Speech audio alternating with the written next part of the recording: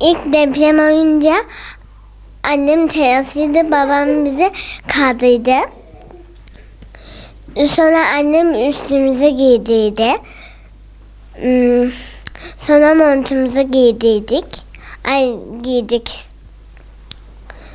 Sonra çıkarken babam eline birkaç tane battaniye aldı. Sonra annem ne olmaz diye doğal gazı kapattı. Sonra dışarı çıktık. Amcam gibi hep dışarıdaydı. Hep ağlıyorduk. Sonra bir tane okula gittik. Ramazankaya eğitim okuluna gittik. Orada sabaha kadar kaldık. Sonra saat 11 gibi çıktık. Yengem güle gittik. Orada kahvaltımızı ettik, yattık. Sonra ondan 2 dakika sonra deprem oldu. Çok korktuk. Annemin yanındaydım, kardeşim yanında. Ablam salondaydı. Ben ağlamıştım, annem demişti ağlama.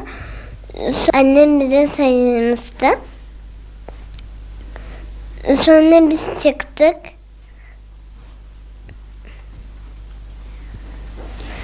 Sonra yine o okulun yanına gittik. Almadılar. Tavanı çökmüştü. Konteyne gittik. Onda 3 gün kaldık. Açsız susuz. Bazıları gofret falan aldı.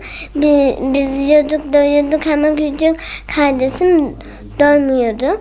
O her akşam mama diye ağlıyordu. Sonra dayım derdi. Bizi arabasıyla buraya getirdi. Sonra bir hafta ev aradık, bulamadık. En sonunda bu evi bulduk. Sabaha karşıydı, biz yatıyorduk. Deprem oldu, aceleden dışarı çıktık.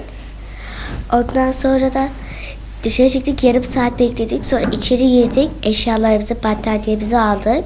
Yine dışarı çıktık, 1-2 saat bekledik. Diğer halam geldi, bizi aldı, evine götürdü. Sonra bir yarım saat falan geçti, halam yemeği indiriyordu. Sonra çok büyük bir sarsıntı oldu, deprem oldu. Sonra durdu, biz motorumuzu giyerken yine oldu. En büyüğü oldu. Sonra biz dışarı çıktık aceleden. Ondan sonra Sodes'e gittik. Ramazan Sarıkaya'ya gittik oraya. Orada bir yarım saat falan kaldık. Sonra da dışarı çıktık.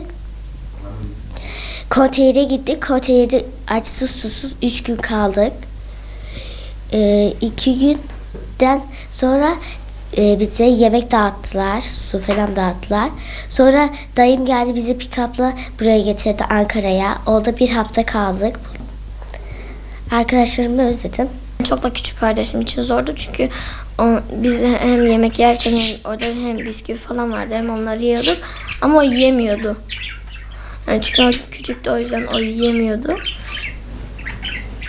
Malatya'da arkadaşlarımı, öğretmenimi, okulumu özledim. Yani burada okul yok, yani yakında okul yok. O yüzden burada okula gidemiyoruz yani. Ben arkadaşlarımı özledim en çok da.